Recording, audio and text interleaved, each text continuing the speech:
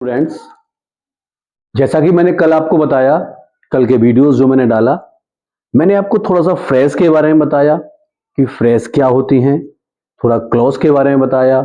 उसके बाद मैंने सेंटेंस को बहुत ठीक से आपको समझाया।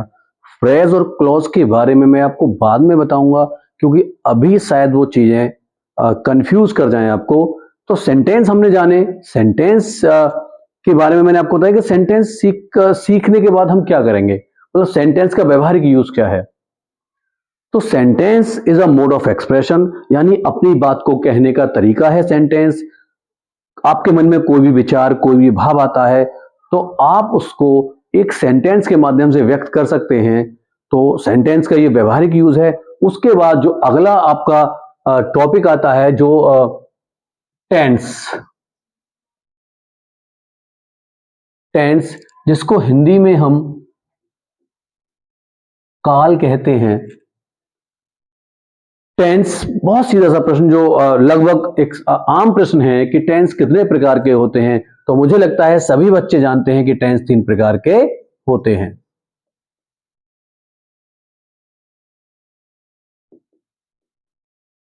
Number 1 present, number 2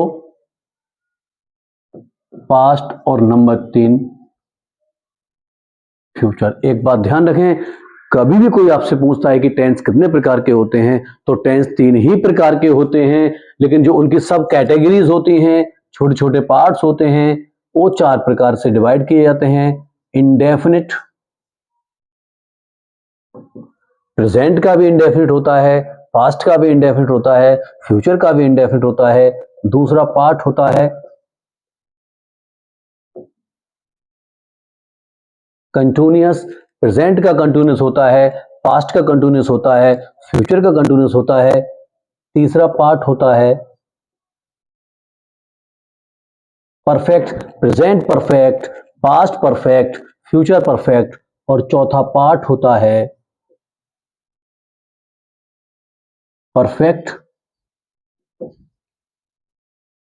continuous, present perfect continuous, past perfect continuous, future perfect continuous.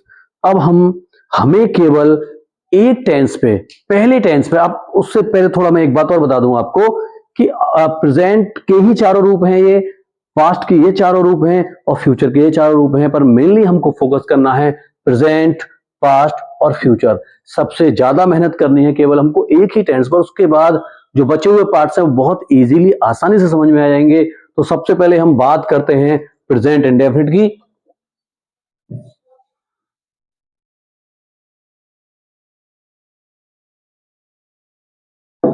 कुछ बात जो हमें ध्यान रखनी है, सबसे पहले प्रेजेंट इंडेफिनिट टेंस की पहचान।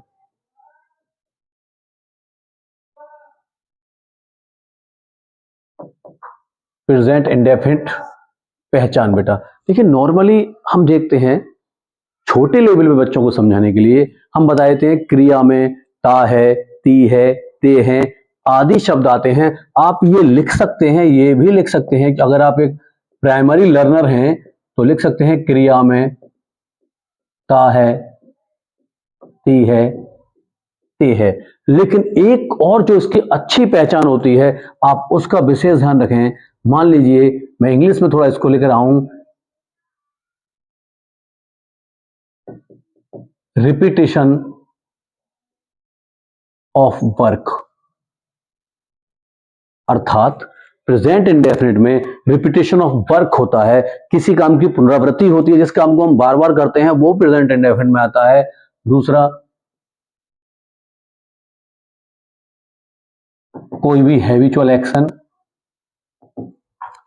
कोई भी हैबिचुअल एक्शन उसको भी प्रेजेंट इंडेफिनिट में आता है। उसके बाद कोई फैक्ट, कोई भी फैक्ट, तो मैं सभी के एग्जाम्पल आपको दे दूंगा फैक्ट्स, और इसके साथ साथ आपका हो सकता है कोई यूनिवर्सल ट्रुथ, यूनिवर्सल ट्रुथ। ये सब, ये जितने भी कैटेगरी हैं, रिपीटेशन ऑफ वर्क है, हैबिचुअल एक्शन है, फैक्ट हैं, फैक्ट्स और यूनिवर्सल ट्रुथ, ये सभी प्रेजेंट इंडेफिनिट में आते हैं। नॉर्मली हम बच्चों को सिखा देते हैं क्रिया में ता है, ती है, ते है। तो आप दोनों तरीके से टेंस को पहचाने, दोनों ही तरीके हैं पहचानने के लिए।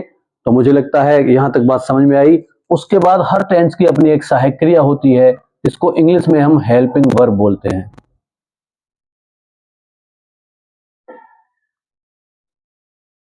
प्रेजेंट इंडेफिनिट टेंस की सहायक क्रिया होती है डू या डस। इसके साथ हर टेंस की अपनी एक मुख्य क्रिया यानी मेन वर्ब होती है, इसको इंग्लिश में हम मेन वर्ब बोलते हैं। मेन वर्ब ये होती है फर्स्ट फॉर्म, वर्ब की फर्स्ट फॉर्म लगाते हैं। इतना सभी बच्चे नोट डाउन कर लें, लिखें। अब देखिए आगे कुछ नोट पॉइंट जो हमको ध्यान रखने हैं, क्योंकि हमें जितनी मेहनत करनी है केवल प्रेजेंट इंडेफिनिट टेंस पर करनी है, उसके बाद जो बचे हुए पार्ट्स हैं वो बड़ी आसानी से बहुत इजीली हो जाएंगे, उनमें जरा भी समय नहीं लगेगा। तो स्क्रीनशॉट इसका बच्चे ले सकते हैं चाहें तो।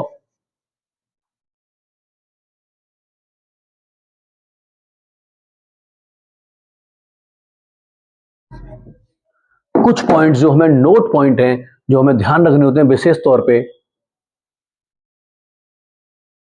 पहला नोट पॉइंट तो ध्यान रखना सब बच्चों को, जब सब्जेक्ट मतलब कर्ता एक वचन हो, मीन सिंगुलर हो, when the subject is singular, तो वर्ब में एस, ई एस या समवेयर कहीं कहीं आई एस जोड़ देते हैं। पहला पॉइंट। दूसरा पॉइंट जो बहुत महत्वपूर्ण है, विशेष ध्यान रखें कि डू और डज का प्रयोग नेगेटिव कहां करेंगे हम? नेगेटिव। नेगेटिव में भी जब करेंगे जब नॉट आए। नॉट आने पर मैं इसको समझा दूंगा कि नेगेटिव बिना नॉट के भी होगा, लेकिन डू डज का प्रयोग केवल जब करेंगे जब नॉट आ जाए। दूसरा इंटेरोगेटिव, प्रश्नवाचक। तीसरा वाक्य पर जोर डालना, इसके एग्जाम्पल मैं आपको दे दूंगा। इसके साथ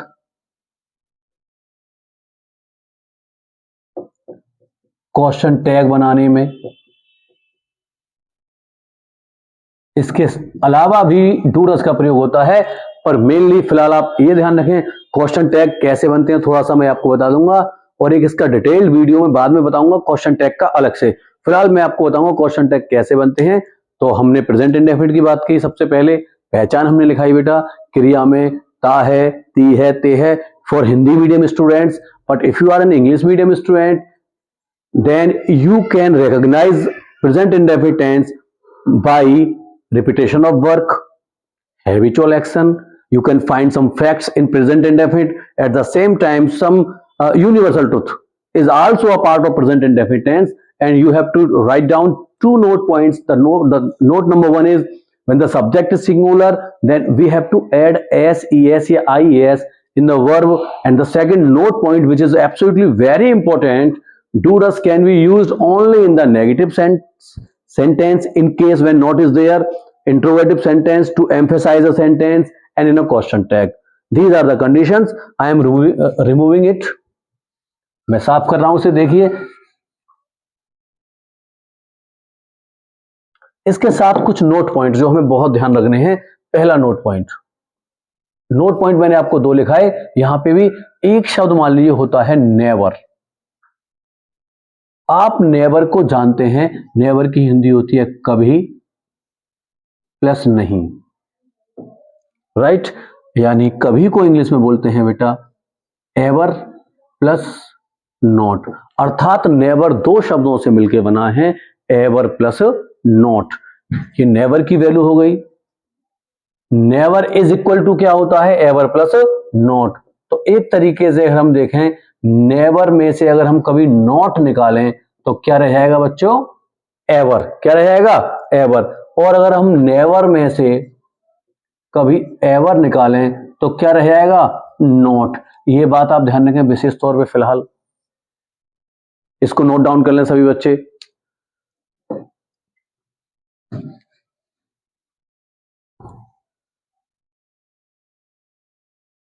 इसके साथ साथ देखिए मैं कोई पॉइंट नहीं छोड़ना चाहता, कुछ क्वेश्चन वर्ड्स हैं जो बच्चे लिख लें तुरंत, जिससे कभी दिक्कत ना हो। क्वेश्चन वर्ड्स, आप सभी कुछ वर्ड्स जानते होंगे, कुछ आपके लिए नए हो सकते हैं, लेकिन जो बेसिक लर्नर हैं, जिनको वास्तव में इंग्लिश में दिक्कत आ रही है, थोड़ा टाइम कंज्यूमिंग है बेटा ये, लेकिन जब थोड़ा टाइम देंगे तभी आप कुछ चीज हासिल कर पाएंगे, तो आप थोड़ा इसको समय देना पड़ेगा। लेकिन एक मैं आपसे अश्योर दिलाता हूं, प्रॉमिस करता हूं कि अगर थोड़ा समय देके आप इसे पढ़ेंगे तो निश्चित रूप से आने वाले महीने 2 महीने में आपके इंग्लिश की जो डर है वो दूर हो जाएगा और आप बेसिक को समझ पाएंगे। अब देखिए क्वेश्चन वर्ड में एक क्वेश्चन वर्ड होता है हु, इसको हम बोलते हैं बेटा कौन या किसने। एक क्वेश्चन वर्ड इसी हु की फैमिली का होता है हुम, जिसे हम बोलते हैं किसे या किसको। इसी की फैमिली का एक और वर्ड है हुज, इसको हम बोलते हैं हिंदी में किसका, किसकी और किसके। इसी तरह से इसमें आता है where, WHERE, WHERE, where, where means कहां, किस जगह। इसी क्रम में आता है बेटा व्हेन, कब, किस समय। इसी क्रम में आपका आता है व्हाई, क्यों, किस कारण। इसी क्रम में आपका आता है हाउ, कैसा, कैसी, कैसे और किस प्रकार। ये क्वेश्चन वर्ड लिख लिए।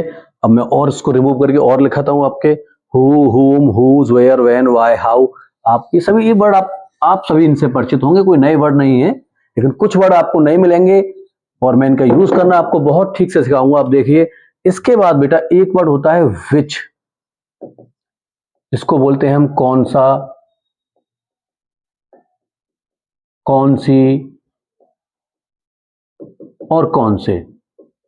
कौन सा, कौन सी, कौन से। इसके साथ एक वर्ड बेटा हमारा होता है हाउ मच, हाउ मच, जिसका मतलब हो सकता है कितना या कितने भी हो सकता है। बस कंडीशन ये है कि इसके बाद जो नाउन आता है वो अनकाउंटेबल आता है बेटा, अनकाउंटेबल नाउन। कैसा नाउन आएगा इसके बाद, अनकाउंटेबल। ये विशेष ध्यान रखना। इसी तरीके से क्वेश्चन वर्ड हो सकता है हाउ मैनी, इसको बोलते हैं कितने या कितना, इसका भी मतलब हो सकता है कितने या कितना। पर कंडीशन क्या है बेटा, इसके बाद कैसा नाउन आएगा, काउंटेबल। कैसा नाउन आएगा, काउंटेबल नाउन, ठीक है। उसके बाद देखिए एक शब्द होता है हाउ लॉन्ग, हाउ लॉन्ग, इसका मतलब होता है कब से या कितने समय से, कब से या कितने समय से। एक वर्ड बेटा इसी क्रम में होता है आपका हाउ ऑफन, हाउ ऑफन, इसका मतलब होता है कितनी बार, कितनी बार। आई थिंक इनसे आपका काम हो जाएगा। एक आध दो वर्ड और होगा तो हम देख लेंगे उसको। मैं उसको रिमूव करता हूं, बच्चे स्क्रीनशॉट ले सकते हैं, लिख सकते हैं। ये क्वेश्चन वर्ड हो गए, क्वेश्चन वर्ड वाली समस्या का आपका समाधान हो गया। सभी जो बेसिक से हैं, जिनका कुछ भी नहीं हो पाया, खासकर यूपी बोर्ड की परीक्षाएं बेहद नजदीक हैं और बोर्ड्स की परीक्षाएं बेहद नजदीक होंगी, बिना किसी डर के, without any fear, please write down all the things and just be assured कि आप आराम से परीक्षा दे पाएंगे। आप 10th का, 12th का और किसी भी कंपटीशन एग्जाम के लिए बेसिक्स जान रहे हैं। इस सिद्धि में धीमे बेसिक से आप एडवांस तक जाएंगे। अभी अब हम आते हैं एक चीज जो हमें बहुत परेशान करती है, अपने की स्पेलिंग लगाना। यहां आप सब्जेक्ट लिखें, एक साइड में लिखें अपने, क्योंकि ये स्पेलिंग हमें बहुत परेशान करती है कि सर आई के साथ क्या लगाएं, वी के साथ क्या लगाएं। नॉर्मली कुछ चीजें आप जानते होंगे, जैसे आई के साथ अपने की लगती है माई, वी के साथ बेटा अपने की लगती है आवर, और यू के साथ अपने की लगती है योर, ही के साथ अपने की लगती है हिज, सी के साथ अपने की लगती है हर, HER हर, और दे के साथ अपने की लगती है देयर, THEIR। इट के साथ अपने की लगती है इट्स, ITS। यहां तक आप जानते भी होंगे, मैं रिमूव करके थोड़ा आगे और बता रहा हूं। ये तो प्रोनाउन है, first person, second person, third person. अगर मान लीजिए सब्जेक्ट के तौर पे आ जाए आपका everyone, everybody, no one, nobody, तब आप अपने की स्पेलिंग क्या लगाएंगे? ऐसी स्थिति में अपने की स्पेलिंग लगती है हिज, HIS, हिज। अगर सब्जेक्ट के रूप में आपका आ जाए हु सब्जेक्ट का काम करता है, तो अगर हु सब्जेक्ट बन के आ जाए तो ऐसी स्थिति में अपने की स्पेलिंग लगती है हिज, हर और there. Depend on the subject of the sentence. उस तरीके से हम इसको डिफरेंशिएट कर सकते हैं। कभी कभी सब्जेक्ट वन बनाता है, वन एक प्रोनाउन होता है, इसका मतलब होता है प्रत्येक। वन के साथ जो अपने की स्पेलिंग है, थोड़ा सब बच्चे ध्यान रखेंगे, आगे एरर्स में, अच्छे एग्जाम में एरर्स में काम आता है। 12th वाले बच्चों का सिंटैक्स में प्रोनाउन का एरर है ये। वन की स्पेलिंग होती है वंस, ONE'। यहां ध्यान देने वाली बात यही है, मुझे लगता है अपने की भी सारी स्पेलिंग हो चुकी हैं। And now we should go for the examples, we should write some examples on the board to make it more clear what I have written on the board. अब हम एग्जाम्पल्स पर आते हैं, प्रेजेंट इंडेफिनिट के पे। देखिए पहले tense पे आपको इसलिए मेहनत करनी है इस पे, इसके बाद सभी के स्ट्रक्चर लगभग सेम होते हैं। अंतर जो आता है उनकी पहचान में आता है, उनकी हेल्पिंग वर्ब्स अलग हो जाती हैं, मेन वर्ब्स अलग अलग हो सकती हैं, समान भी हो सकती हैं। लेकिन अगर आपने एक पे मेहनत की तो फिर वो आई थिंक वो काफी आसान काम रहेगा। अब हम एक एग्जाम्पल पे आते हैं, बहुत छोटा सा एग्जाम्पल हम लेते हैं। मान लीजिए मीरा अपने घर जाती है।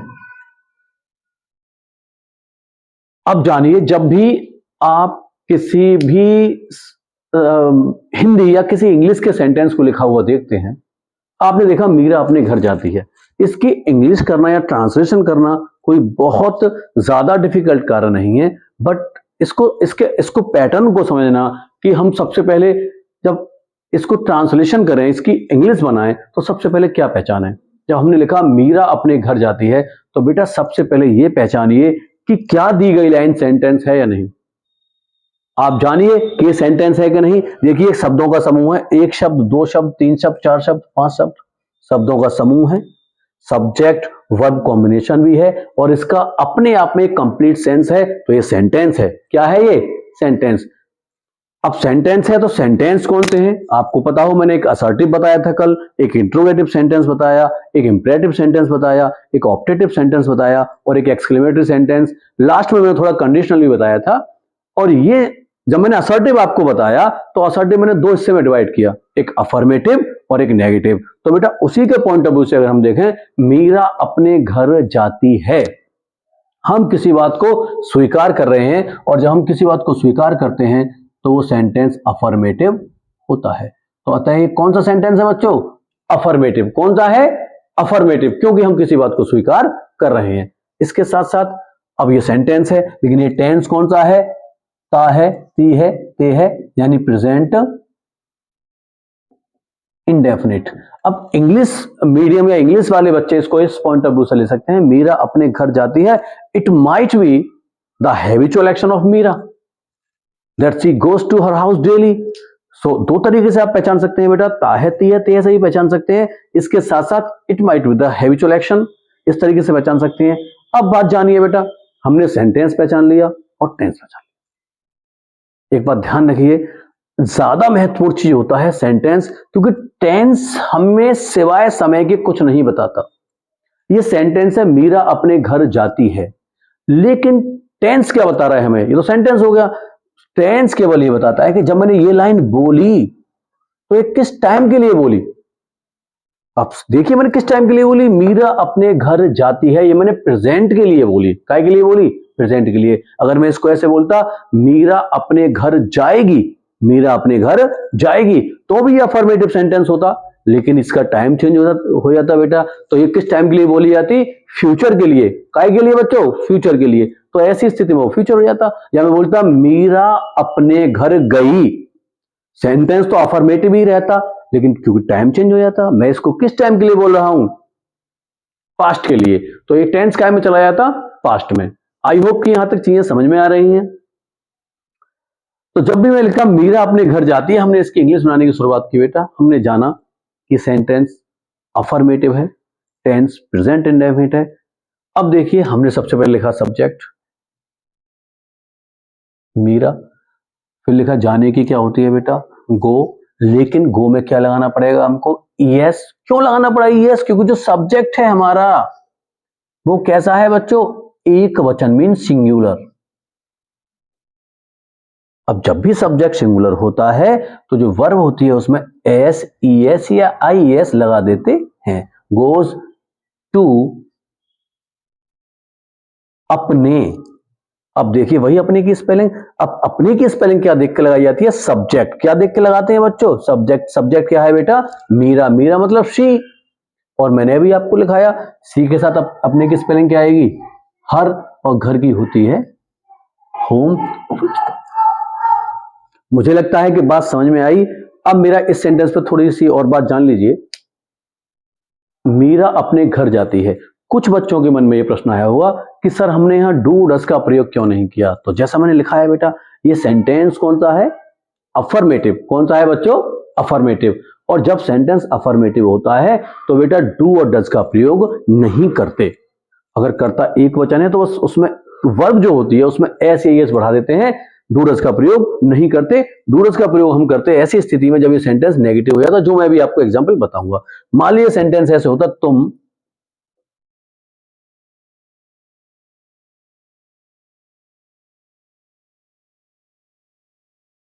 अपने घर जाते हो। अब आपने देखा तुम अपने घर जाते हो, सबसे पहले बेटा हम सेंटेंस पहचानेंगे। सेंटेंस कौन सा है? हम किसी बात को स्वीकार कर रहे हैं तो सेंटेंस कौन सा हो गया? अफर्मेटिव। कौन सा हो गया? अफर्मेटिव। और वही टेंस सेम प्रेजेंट इंडेफिनिट, बड़ी आसान सी पहचान है। ता है, ती है, ते है, या it is the habitual action of you, इसलिए प्रेजेंट इंडेफिनिट हो गया। अब आपने कहा किया तुम, यू सब्जेक्ट बनाया बेटा, जाने की क्या होती है? गो। अब यहां पर हमें एस या ईएस लगाने की आवश्यकता नहीं है, और उसका बड़ा सीधा रीजन है कि जो सब्जेक्ट है वो हमारा एक वचन नहीं है, वो प्लूरल है, बहुवचन है। और डूडस इसलिए नहीं लगाया क्योंकि ये सेंटेंस अफर्मेटिव है। तो यू गो टू, अब देखिए अपने की स्पेलिंग, क्योंकि करता यू है तो अपने की क्या जाएगी? योर। और घर की होम। आई होप की बात क्लियर है। बात बड़ा सीधी सी है कि जब भी हमने लाइन पढ़ी मीरा अपने घर जाती है, तो बेटा पहले पहचानेंगे सेंटेंस। सेंटेंस है अफर्मेटिव, क्योंकि हम किसी बात को स्वीकार कर रहे हैं। और ये अफर्मेटिव सेंटेंस किस टाइम के लिए बोला गया है? Present indefinite. नाम में भी समझिए प्रेजेंट इंडेफिनिट। काम तो प्रेजेंट में है पर निश्चित नहीं है, समय निश्चित नहीं है, हो रहा प्रेजेंट में ही है। ये हैबिचुअल एक्शन हो सकता है, रिपीटेशन ऑफ वर्क हो सकता है, कोई फैक्ट हो सकता है, कोई यूनिवर्सल ट्रुथ हो सकता है। आई होप की बात समझ में आई।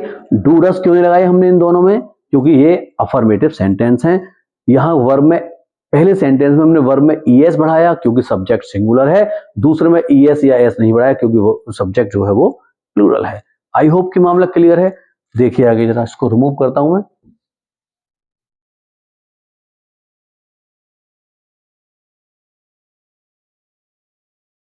देखिए अब एक दो एग्जांपल आपको नेगेटिव से देते हैं। मान लीजिए एक सेंटेंस आता है, राम मुझे किताब नहीं देता है। ठीक है बेटा, इसी तरीके से मैं एक और एग्जांपल लिख रहा हूं, ध्यान देना सब बच्चे। राम मुझे किताब कभी नहीं देता है। हम पहले एग्जाम्पल को देखते हैं। राम मुझे किताब नहीं देता है। सबसे पहले मैंने, जैसा कि आपको पहले भी बताया बेटा, हमेशा सेंटेंस को पहचानते हैं। राम मुझे किताब नहीं देता है, जैसे ही नहीं दिखा हमने समझ लिया सेंटेंस है नेगेटिव। आई होप कि सेंटेंस आप पहचान पाएंगे। उसके बाद फिर हम टेंस को पहचानते हैं और बड़ा आसान तरीका है कि वर्ब में ता है, ती है, ते आया है तो हम इसे ये टेंस हो जाएगा प्रेजेंट इंडेफिनिट। अब हम जिसको ट्रांसलेशन करते हैं तो हमने लिखा राम। चूंकि सेंटेंस नेगेटिव है, सेंटेंस कैसा है बच्चों, नेगेटिव, तो इसमें डू या डज लाना पड़ेगा। और राम जो सब्जेक्ट है वो सिंगुलर है या एक वचन है, तो ऐसी स्थिति में हम इसके साथ डज लगाएंगे। अगर यहाँ राम की जगह सब्जेक्ट बहुवचन होता, जैसे हम होता, तुम होता, वे होता और कुछ नाउन कोई बहुवचन में होता तो डू नॉट लगाते बेटा, क्योंकि राम एक वचन है तो हम लगाएंगे does not. Ram does not और देने की होती है बेटा गिव। देखिए हमने क्रिया में एस अब नहीं बढ़ाया क्योंकि यहां डज लग गया है। ये बात ध्यान रखना सब बच्चे कि एक वचनकर्ता के साथ क्रिया में एस जब लगाते हैं जब सेंटेंस अफर्मेटिव हो। अगर सेंटेंस नेगेटिव है और नॉट आ रहा है, नेगेटिव है और नॉट आ रहा है तो वर्ब में एस या एस हम नहीं लगा सकते। Ram does not give me book, ऐसे कर सकते हैं। और चाहे तो इन दो वर्ड्स को आप रिप्लेस कर सकते हैं बेटा। गिव के बाद पहले बुक लिख सकते हैं और टू मी से बाद में इसको जोड़ सकते हैं। Ram does not give me book या Ram does not give book to me, इस तरह भी इसको लिखा जा सकता है। आई होप कि समझ में आया। अब एग्जाम्पल नंबर 2 समझते हैं। एग्जाम्पल नंबर 2 में आप पहले सेंटेंस पहचाने। राम मुझे किताब कभी नहीं देता है, तो आप देखिए सेंटेंस तो आपने पहचान लिया नेगेटिव है और टेंस भी मुझे लगता है आपने पहचान लिया होगा प्रेजेंट इंडेफिनिट है। सेंटेंस नेगेटिव है लेकिन अब चलो पहले हम इसकी इंग्लिश बना लेते हैं बच्चों। राम, यहां डज नॉट नहीं लगा सकते। सेंटेंस नेगेटिव है फिर भी डज नॉट नहीं लगा सकते क्योंकि बेटा नेगेटिव होने के बावजूद भी उसमें नॉट नहीं आएगा। और नॉट ना आने की वजह क्या है, क्योंकि कभी नहीं। अब कभी नहीं आ गया तो उसकी सीधी स्पेलिंग लग जाती है नेवर। क्या लग जाती है बच्चों, नेवर। अब जब नेवर लग गया बेटा तो डज आने की आवश्यकता ही नहीं है क्योंकि नॉट नहीं आया। और जब डज नहीं आया तो जो वर्ब है उसमें हमको एस या ईएस जोड़ना पड़ेगा क्योंकि सब्जेक्ट सिंगुलर है। बहुत साधारण शब्दों में अगर मैं आपको समझाऊं बेटा, जिन सेंटेंस में डज आ जाता है उन सेंटेंस में सिंगुलर सब्जेक्ट के साथ भी वर्ब में एस, ईएस या आईएस नहीं लगाते। बहुत साधारण शब्दों में ये बात जान लीजिए आप। यहां पे सेंटेंस तो नेगेटिव है लेकिन यहां डज नहीं आया। और डज क्यों नहीं आया, क्योंकि कभी नहीं की स्पेलिंग होती है नेवर, इसलिए हमने नेवर लगा दिया। जब नॉट नहीं आ रहा तो डज भी नहीं आएगा और जब डज नहीं आ रहा तो क्रिया में एस या ईएस बढ़ाना पड़ेगा।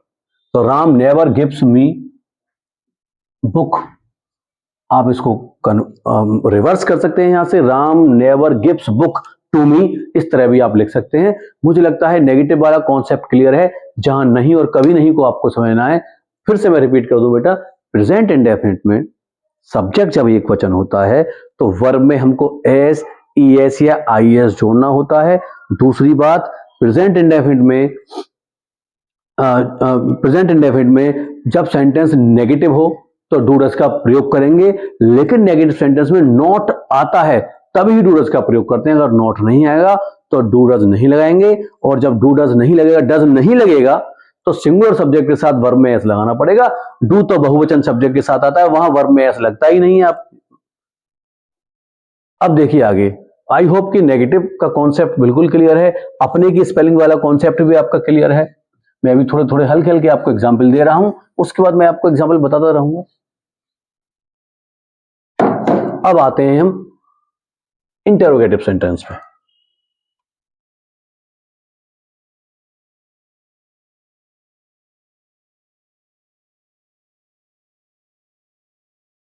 देखिए ध्यान से सभी, क्या मैं अपने कपड़े रोजाना धोता हूं? क्या मैं अपने कपड़े रोजाना धोता हूं? सबसे पहले बेटा as usual we have to identify the sentence and what type of sentence it is. It is an interrogative sentence और इंट्रोगेटिव सेंटेंस में भी इंट्रोगेटिव फर्स्ट है क्योंकि क्या पहले आ रहा है बेटा। जब भी क्या पहले आता है तो इस तरह के सेंटेंस को हम इंटेरोगेटिव फर्स्ट की कैटेगरी में रखते हैं। और ऐसा जब भी क्या पहले आए, बड़े साधारण सी बात है, मैं भी आपको समझाता हूं। तो हमने सेंटेंस पहचाना बेटा, कौन सा है? इंटेरोगेटिव। कौन सा है? इंटेरोगेटिव। टेंस प्रेजेंट इंडेफिनिट आप उसी के समझ रहे हैं, और ताहे तीहे तेहे भी आ रहा है। क्या शुरू में आने पर आपको बहुत ज्यादा, बहुत सिंपल से तरीके से ध्यान रखिए, जब भी क्या शुरू में आता है तो जिस टेंस में क्या शुरू में आ रहा है उस टेंस की हेल्पिंग वर्ब को शुरू में लगाते हैं, यानी सहायक क्रिया को पहले लगाते हैं। और ये कौन सा टेंस है बच्चों? Present indefinite. और प्रेजेंट इंडेफिनिट की सहायक क्रिया क्या होती है? डू या डज। अब आई को प्रेजेंट में और फ्यूचर में बहुवचन माना जाता है, पास्ट में आई एक वचन होती है। तो उस तरीके से अब आई को हम बहुवचन मान रहे हैं प्रेजेंट में, तो इसके साथ लगेगा बेटा डू। क्या लगेगा? डू। डू बाकी सेम है, आई, और फिर धोने की क्या आएगी बेटा? वॉश। अपने, अब आई के साथ अपने की स्पेलिंग क्या लिखाई थी मैंने? माई। और कपड़ों की क्लॉथ्स, रोजाना की डेली, क्वेश्चन मार्क। आई होप कि क्लियर है, बहुत आसान सी बात है। आप चाहें तो एक एग्जांपल और मैं आपको दे दूं। क्या सीता तुम्हें पढ़ाती है? देखो बच्चों, सबसे पहले सेंटेंस पहचानना है। क्या सीता तुम्हें पढ़ाती है? आपको स्पष्ट दिख रहा है। Now you can clearly identify that this is an interrogative sentence and tense is present indefinite. ये कॉन्सेप्ट मुझे लगता है यहां तक क्लियर होगा। क्या शुरू में आने पर, जैसा मैंने आपको बताया, सबसे पहले हेल्पिंग वर्ब लगाते हैं। अब हेल्पिंग वर्ब डू या डज हमेशा देखिए सब्जेक्ट पे डिपेंड करती है बेटा, इस पे, सब्जेक्ट पे। आप डू डज किसी को देख के नहीं लगाएंगे सिवाय सब्जेक्ट के। सब्जेक्ट देखिए यहाँ पे आई था, जिसको हम प्रेजेंट में बहुवचन मानते हैं, तो हमने डू लगाया बेटा। अब यहाँ सब्जेक्ट क्या है? सीता। सीता सिंगुलर एक वचन है, तो यहाँ पे शुरू में क्या आएगा? डज। उसके बाद करता आएगा सीता, फिर सीधी क्रिया आएगी पढ़ाने की, टीच। अब देखिए सब्जेक्ट सिंगुलर है, हमने वर्ब में एस एस नहीं लगाया, क्योंकि डज आ गया है। जहां डज आता है वहां कभी भूल के भी एस ई एस या आई एस नहीं लगाते। तो does Sita teach you, question mark. I hope कि ये क्लियर है इंट्रोगेटिव। देखिए मैं आपको आगे बताता हूं इंट्रोगेटिव सेकंड।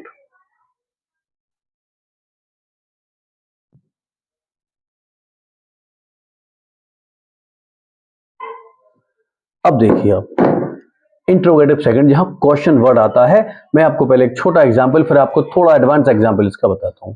मान लीजिए एक सेंटेंस आया, वह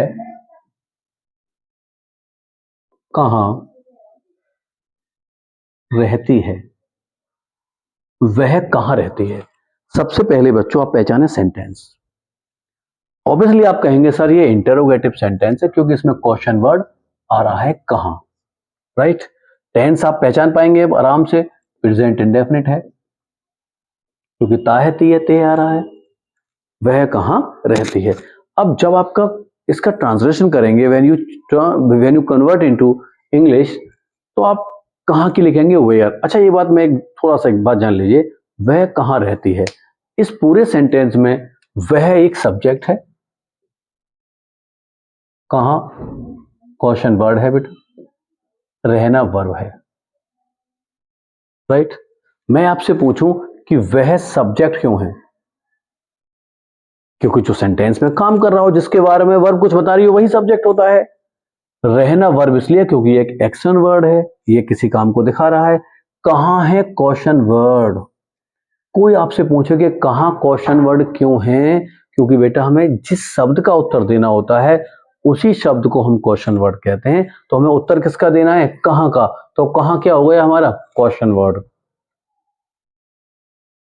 वेयर, वेयर लिखा, सब्जेक्ट है बेटा वह, शी एक वचन है, तो इसके तुरंत बाद हेल्पिंग वर्ब आ जाएगी डज, उसके बाद सब्जेक्ट आएगा शी, और रहने की आएगी लिव, क्वेश्चन मार्क। ये डज इसलिए आया क्योंकि सब्जेक्ट सिंगुलर है। अगर यहां होता तुम कहां रहते हो, तो होता where do you live. I think clear है, इंट्रोगेटिव भी क्लियर है। अब थोड़ा सा ध्यान देने वाली जो चीज है यहाँ पे, वो ध्यान से देखेंगे बच्चे। यहां तक तो मुझे लगता है बहुत ही बेसिक बात है, और मैंने स्टार्ट ही बेसिक से इसलिए किया है क्योंकि मैं अपने तरीके से अब चीजें समझाऊंगा तो मैं आपको भी समझ पाऊंगा कि मैंने आपको क्या समझाया है। और जब भी कोई टीचर अपने स्टूडेंट्स के कुछ समझ पाता है, जान पाता है, तो उसी तरीके से वो कंटेंट प्रोवाइड कराता है कि उसने क्या क्या पढ़ा है और क्या क्या कंटेंट अब इनको दिया जा सकता है। तो अब देखिए इंट्रोगेटिव में थोड़ा सा इससे आगे बढ़ते हैं। जैसे सेंटेंस आया, मान लीजिए सीमा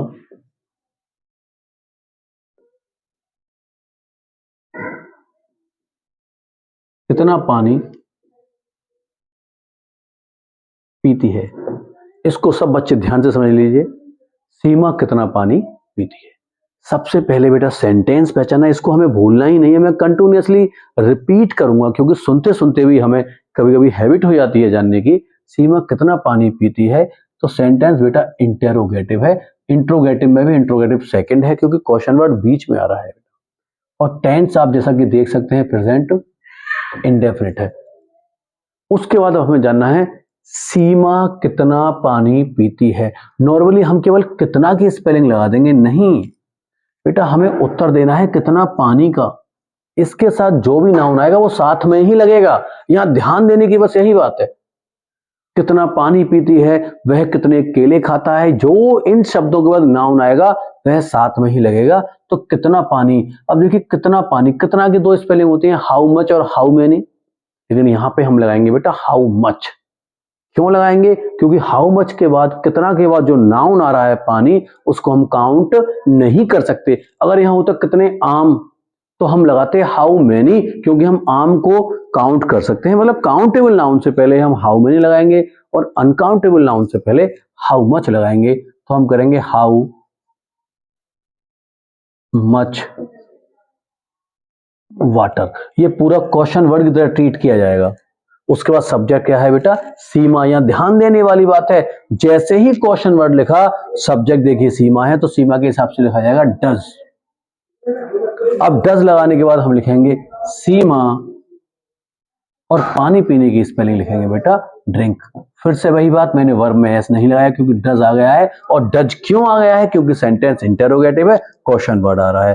क्वेश्चन वर्ड के बाद हेल्पिंग वर्ब, फिर सब्जेक्ट, फिर वर्ब, फिर क्वेश्चन मार्क। आई होप कि मामला क्लियर है। एक एग्जांपल और देख लीजिए। तुम कितने गाने गाते हो। तुम कितने गाने गाते हो। अब हम सेंटेंस जरा देख लें। सेंटेंस है इंटेरोगेटिव, तुम कितने गाने गाते हो, और टेंस वही आपका प्रेजेंट इंडेफिनिट। अब हमें जानना है कि इसमें क्वेश्चन वर्ड क्या है। तो क्वेश्चन वर्ड कितने नहीं, पूरा ही एक क्वेश्चन वर्ड की तरह ट्रीट किया जाएगा। कितने गाने, और गानों को हम काउंट कर सकते हैं, इसलिए कितने की जो स्पेलिंग आएगी वो बच्चों आएगी हाउ मैनी। हाउ मैनी, और गानों की लिखी जाएगी सॉन्ग्स। क्वेश्चन वर्ड लिख लिया। क्वेश्चन वर्ड लिखने के बाद तुरंत सब्जेक्ट देखिए, सब्जेक्ट है यू, तो यू यानी तुम, बहुवचन, तो उसके हिसाब से बेटा क्या आएगा डू, फिर करता आएगा यू, और फिर गाने की सिंग, क्वेश्चन मार्क। आई होप कि ये भी मामला क्लियर है।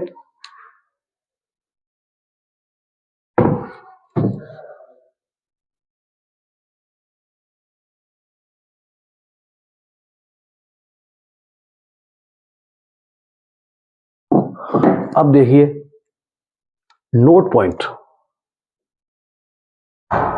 ये सब बच्चे विशेष ध्यान रखेंगे। यहां बहुत कंफ्यूजन रहता है बच्चों को, बहुत ज्यादा। वो कंफ्यूजन आप दूर कीजिए। देखिए,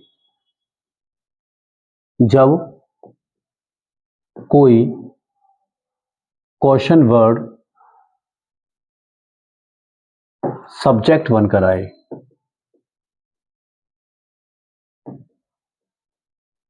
तो उस सेंटेंस को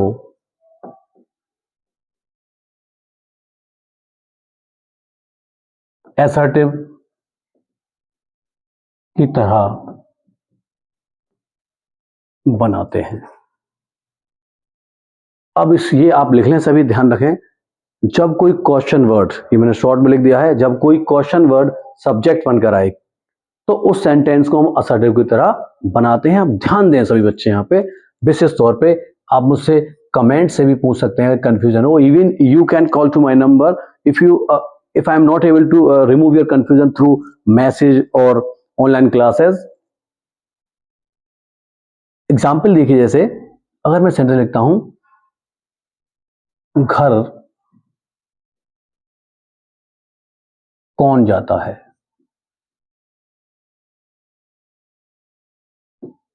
घर कौन जाता है? इसे थोड़ा अच्छा एग्जांपल मैं और देता हूं। सेंटेंस एग्जांपल देखिए आप, ये वाला, तुम्हें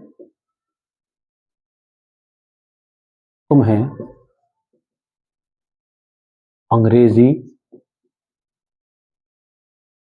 कौन पढ़ाता है? बेटा इसको सब बच्चे बहुत ध्यान से देखें, क्योंकि आगे तक की इंग्लिश इन पर डिपेंड रहती है। ये ऐसी चीजें हैं जो छोटी छोटी चीजें हैं, लेकिन हमें बहुत ज्यादा परेशान लंबे टाइम तक करती हैं। ये बहुत बेसिक कॉन्सेप्ट है टेंस का, बहुत बेसिक, लेकिन ये बेसिक कॉन्सेप्ट वो जो आपके एडवांस तक आपको हेल्प करने वाला है। अब देखिए, आप सेंटेंस पढ़िए पहले। तुम्हें अंग्रेजी कौन पढ़ाता है? आप सबसे पहले सेंटेंस पहचानेंगे। आप कहेंगे सर इंटेरोगेटिव सेंटेंस है, बिल्कुल सही बात है। मैं पूछूंगा टेंस कौन सा है, आप कहेंगे सर प्रेजेंट इंडेफिनिट है, बिल्कुल सही बात है। अब बात समझने की यहाँ पे ये है कि इस सेंटेंस में क्वेश्चन वर्ड क्या है, तो आप मुझसे कहेंगे सर क्वेश्चन वर्ड है कौन, बिल्कुल सही बात है। अब मैं आपसे पूछूंगा कि इस सेंटेंस में सब्जेक्ट क्या है। अब आप बताएं सब्जेक्ट क्या है इसमें।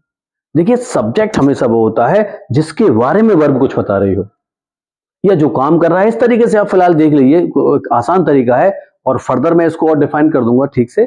बहरहाल आप ये जान लीजिए कि सब्जेक्ट वो होता है जो एक्शन कर रहा हो। तुम्हें अंग्रेजी कौन पढ़ाता है? तुम तो नहीं पढ़ाते ना किसी को, तुम्हें अंग्रेजी कौन पढ़ाता है, तो पढ़ाने वाला तो कौन है ना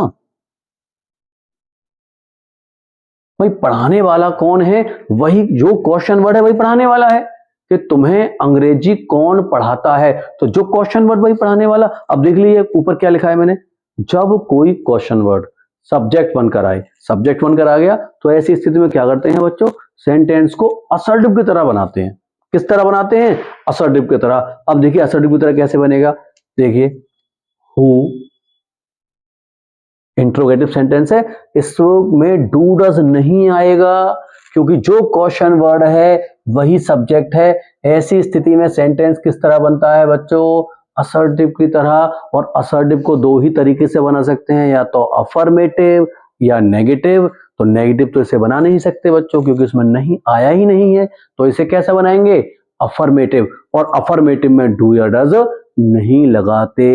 मैं फिर से रिपीट कर दे रहा हूं, जब कोई भी क्वेश्चन वर्ड सब्जेक्ट बन जाए तो उस सेंटेंस को असर्टिव की तरह बनाते हैं। और असर्टिव दो ही तरीके से बनता है, या तो अफर्मेटिव या नेगेटिव। नेगेटिव ये हो नहीं सकता बेटा, क्योंकि इसमें नहीं आया, तो ये कैसा बनेगा, अफर्मेटिव। और अफर्मेटिव में डू या डज नहीं लगता, इसलिए सीधा सब्जेक्ट लगाया हु। फिर पढ़ाने की क्या होती है, टीच, TEACHES, टीचेस, क्योंकि हु एक वचन है। फिर तुम्हें की यू, और फिर अंग्रेजी की इंग्लिश। आप इन दोनों शब्दों को रिप्लेस कर सकते हैं, पहले इंग्लिश लिख सकते हैं चाहे तो, और उसके बाद टू यू भी कर सकते हैं।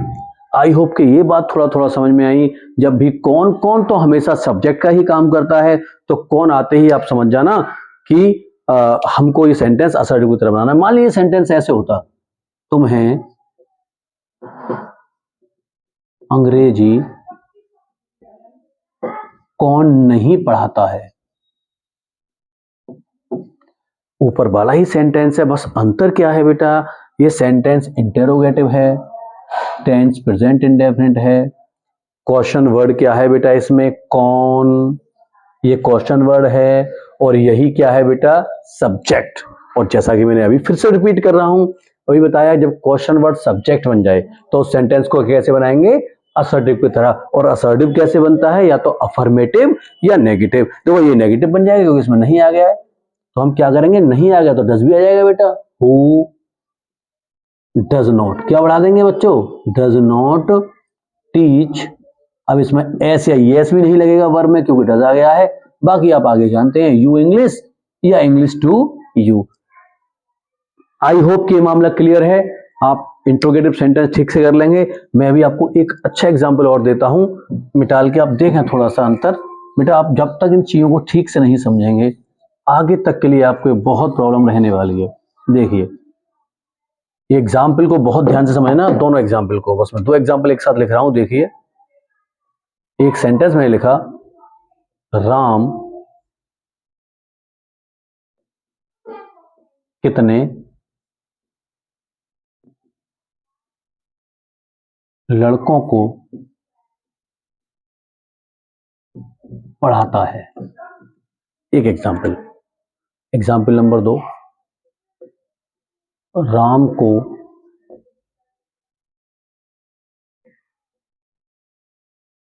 कितने लड़के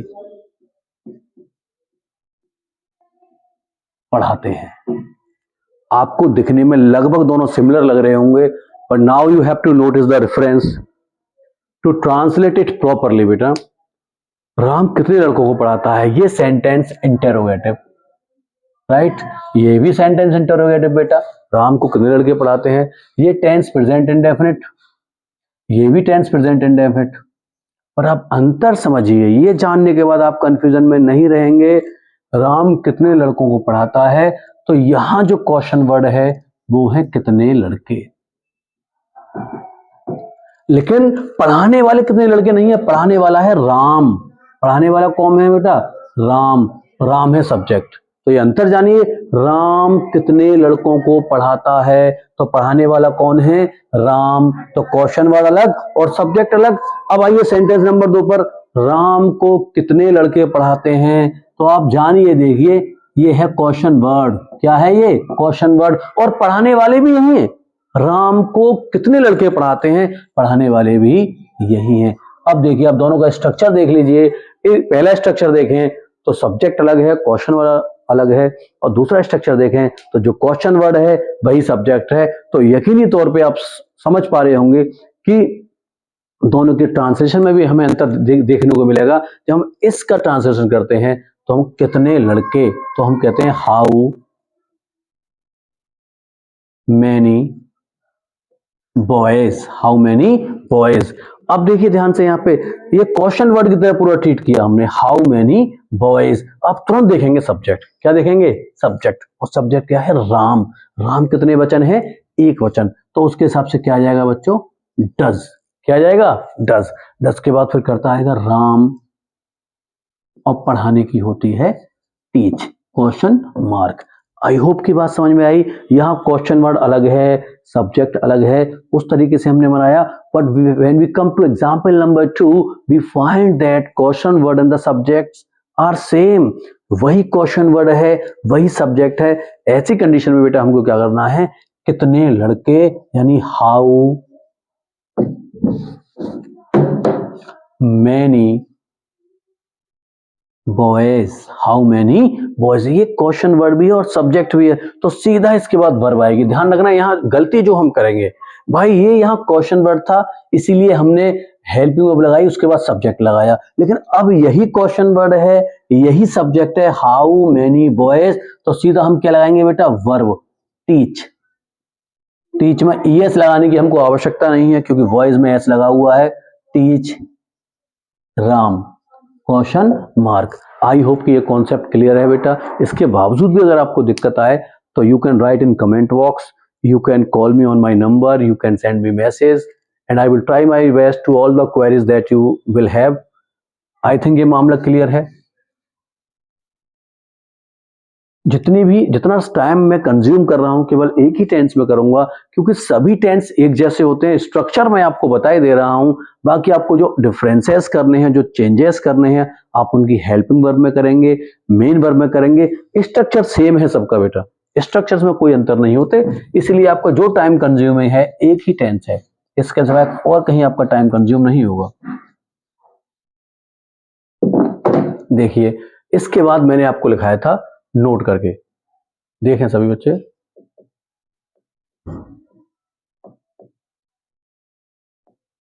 वाक्य पर जोर डालना।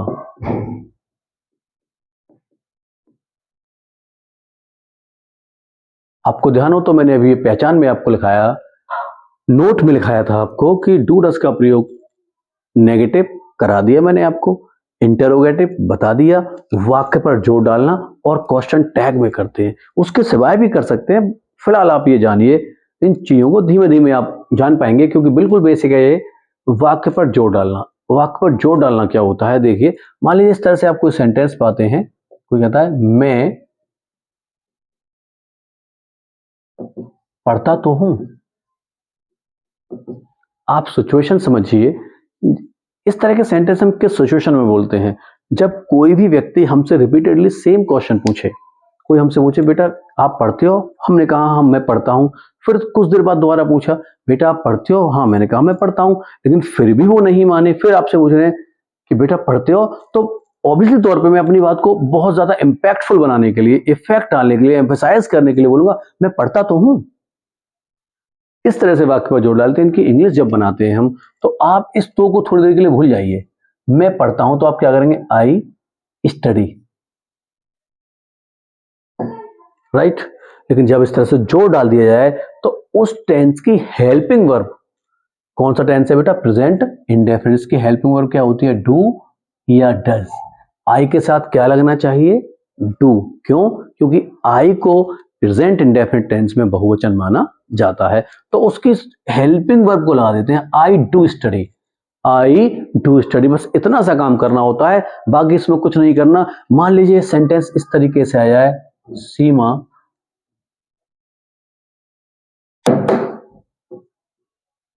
सीमा गाना गाती तो है। सीमा गाना गाती तो है। अब देखिए वाक्य पर जोर डाला जा रहा है, तो हम करेंगे सीमा जो कि सब्जेक्ट है। अब सब्जेक्ट सिंगुलर है या प्लूरल है, यानी एक वचन है या बहुवचन है?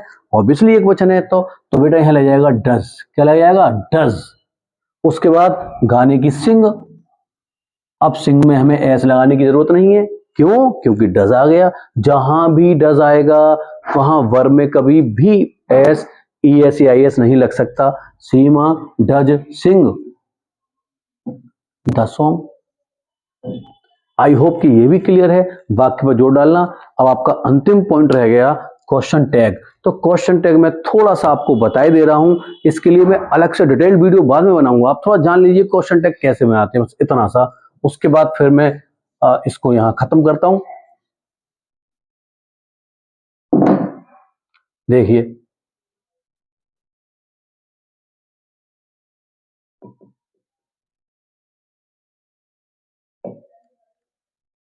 मान लीजिए सेंटेंस आता है तुम हाथरस में रहते हो ना। देखिए बहुत आराम से इस बात को समझना बेटा। क्वेश्चन टैग अच्छे मोस्टली बैंकिंग एग्जाम में पूछा जाता है 1-2 नंबर का, तो काफी डिटेल्ड में बताना पड़ेगा। फिलहाल आप थोड़ा जान पाएंगे तो एटलीस्ट आगे जहां जैसे भी पढ़ेंगे या मुझसे भी पढ़ेंगे तो आप क्वेश्चन टैग को इजीली समझ लेंगे। तो थोड़ा सा मैं आपको बेसिक आइडिया दे रहा हूं। मान लीजिए तुम हाथरस में रहते हो ना। आप किसी से ये बात कहते हैं तुम हाथरस में रहते हो ना, तो ये जो ना है ना बेटा, ना, it is a type of question. You are approaching to the person with a question. You want your question to be approved by the person whom you are asking the question. कि तुम हाथरस में रहते हो ना, आप क्यों approach किए उसके पास कि वो हाँ हाँ मैं हाथरस में रहता हूं। तो ये ना जो है it is a type of question tag. इस ना की अगर आप पूरी अगर वैल्यू निकालें तो इस ना की पूरी वैल्यू निकलेगी क्या नहीं रहते हो। तुम हाथरस में रहते हो ना, तो ना का मतलब क्या है? क्या नहीं रहते हो, अर्थात तुम हाथरस में रहते हो। तो जब इस तरह से कोई शब्द जुड़ा आ जाए लास्ट में, तो उसको किस तरह ट्रांसलेशन करेंगे? देखिए तो आप थोड़ी देर के लिए बोल जाइए ना है या नहीं है, ही नहीं ना। आपके पास है तुम हाथरस में रहते हो, बस ये मान लीजिए। ये तो आपके लिए आसान है बहुत ज्यादा। तुम की आप लिखेंगे यू, तो रहने की बेटा क्या लिखोगे? लिव।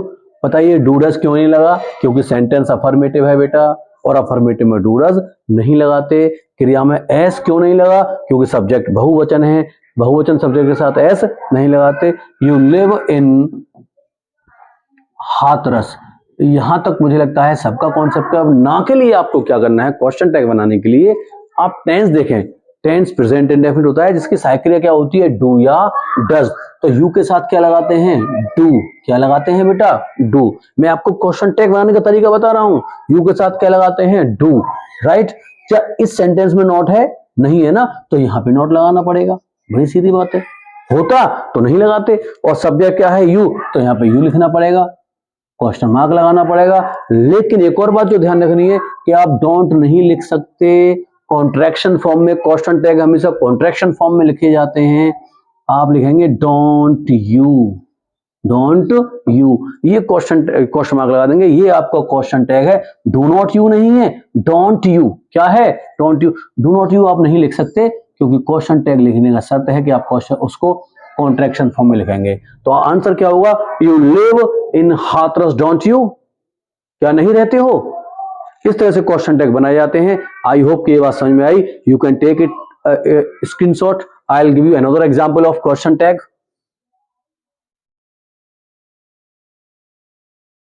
देखिए एक और एग्जांपल आप देखिए, मान लीजिए सेंटेंस आया, राम खाना नहीं खाता है ना। इस ना क्या है, ये क्वेश्चन टैग। इसकी सही वैल्यू है क्या खाता है, क्या खाता है। अब देखिए इसको बनाने का तरीका क्या है, मैं ऑलरेडी इसके बारे में आपको बता चुका हूं कि इसका क्या, किस तरीके से हम इस क्वेश्चन टैग को क्वेश्चन टैग लेके किसके पास अप्रोच करते हैं। तो हम इसको थोड़ी देर के लिए भूल जाते हैं। तो सेंटेंस रह गया राम खाना नहीं खाता है, जो कि नेगेटिव सेंटेंस है। तो हम क्या करेंगे बच्चों, राम डज नॉट आएगा क्योंकि राम एक वचन है, नहीं आ रहा है तो डज लगेगा। राम डज नॉट, खाने की होती है ईट, ईट में एस लगाने की आवश्यकता नहीं है क्योंकि डज आ गया है। Ram does not eat the food, यहां पे कॉमा लगा देंगे। अब बताइए हमको क्या करना है बेटा, क्वेश्चन टैग बनाने के लिए आप टेंस देखें, प्रेजेंट इंडेफिनिट है, सब्जेक्ट देखें राम एक वचन है और एक वचन सब्जेक्ट के साथ लगता है डज। तो यहां पे क्या लिखेंगे बच्चों, डज, क्या लिखेंगे, डज। नोट लगाएंगे या नहीं, नहीं लगाएंगे क्योंकि इस सेंटेंस में नोट दिया है। तो फिर क्या लिखेंगे, राम, राम एक नाउन है, इसको बार बार रिपीट नहीं करते, तो राम के लिख देंगे बेटा ही, क्या लिख देंगे, ही। तो क्वेश्चन टैग क्या बन जाएगा, डज ही। अब पूरा पढ़ते हैं हम, Ram does not eat the food, does he क्या खाता है। इस तरह से हम क्वेश्चन टैग का निर्माण करते हैं। मैंने आपको छोटे छोटे एग्जाम्पल अभी आपको दे दिए। एंड ये प्रेजेंट इंडेफिनिट टेंस मैंने आपको पूरा करा दिया। आप बचे हुए जो भी कंटिन्यूअस वो बहुत छोटा काम है, आपको थोड़ा सा समय लगेगा पास्ट परफेक्ट टेंस पर।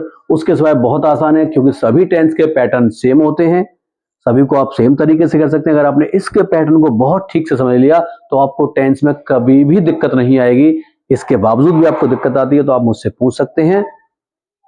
आगे मैं आपको